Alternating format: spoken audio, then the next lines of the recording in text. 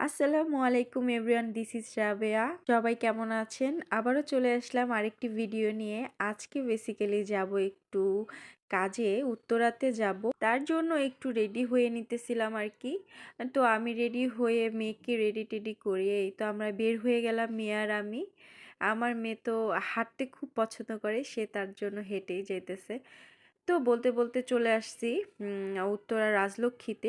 রাজলক্ষ্মী আসছে একটা কাজে আমার ভাইয়ার কাছে। তো আমার ভাইয়াকে দেখে, মানে আমার মেয়ে তার মামাকে দেখে হাঁটা বাদ দিয়ে এখন কোলে উঠে বসেছে, যেহেতু অনেকদিন পর মামাকে পেয়েছে। এরপর ভাইয়া আমাকে বলল, আমার একটু অফিসে কাজ আছে, চলো কাজটা সেরে নেই, তারপর তোমার কাজ করব। তো ভাইয়া রাজলক্ষ্মী কমপ্লেক্সের অফিস এরিয়াতে জব করে। এরপর আমার ভাইয়া বলতেছে, তোমরা ভালো সময় আসছো, আমার বসরা আছে অফিসে, তো চলো পরিচয় করে দিই। তো আমি বললাম, না ভাই আমি যাব না, আমার লজ্জা লাগে। তো ভাইয়া বলতেছে, থাক তোমার যাওয়া লাগবে না, হাসিবাকেই নিয়ে যাই, ওদের সাথে পরিচয় করিয়ে দেই। তো পরিচিত হতে যেহেতু তার লাভ হয়ে গেছে, সে ১,০০০ টাকা সালামি পেয়ে গেল। আমার মেয়েকে দেখে ১,০০০ টাকা সালামি দিছে যেন ও কিছু মজা কিনে খায়। তো এই তো সে টাকা নিয়ে একটু মজা করতেছে। তো আমরা তো ওয়েটই করতেছি ভাইয়ার জন্য। ভাইয়া কখন আসবে? ওর কাজ কখন শেষ হবে?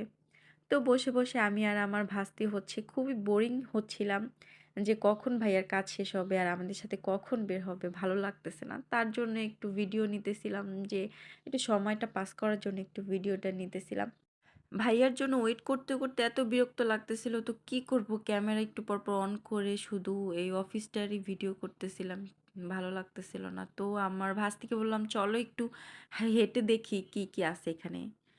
তো অফিস তো কি, কি আর থাকবে, তেমন কিছুই ছিল না। কিন্তু নায়ক রাজ্জাকের একটা ছবি ছিল, অনেক পুরানো। উনি তো অনেক বছর আগে মারা গেছে। আল্লাহ ওনাকে জান্নাত নসিব করুক। তো এই তো আমি একটু ঘোরাঘুরি করলাম। হাঁটাহাঁটি করে আরকি টাইম পাস করতেছি। অবশেষে কাজ শেষ করে ভাইয়া আমাদের কাছে আসলো। বলল যে, "তোমরা কি খাবা?" পরে আমি বলছি, "২ ঘন্টা বসে আছি।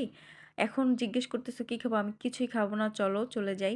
তো ভাইয়া বলতেছে যে, "না, অফিসে আসছো, ১ম বার কিছু না খেয়ে গেলে কেমন দেখায়?" এরপর আমার মেয়েকে চকলেট দিল। সে চকলেট পেয়ে তো মহা খুশি হয়ে গেছে। আমাদেরকে নাস্তা দিল। তো আমরা নাস্তা খেয়ে-টেয়ে এই তো বের হয়ে যাব এখন আমাদের কাজে। আর আমার মেয়ে যে বসছে, সে আসলে আসন থেকে নামতেই চাইতেছিল না। তো আজকের মতো এখানেই বিদায়। সবাইকে আল্লাহ হাফেজ। সবাই ভালো থাকবেন।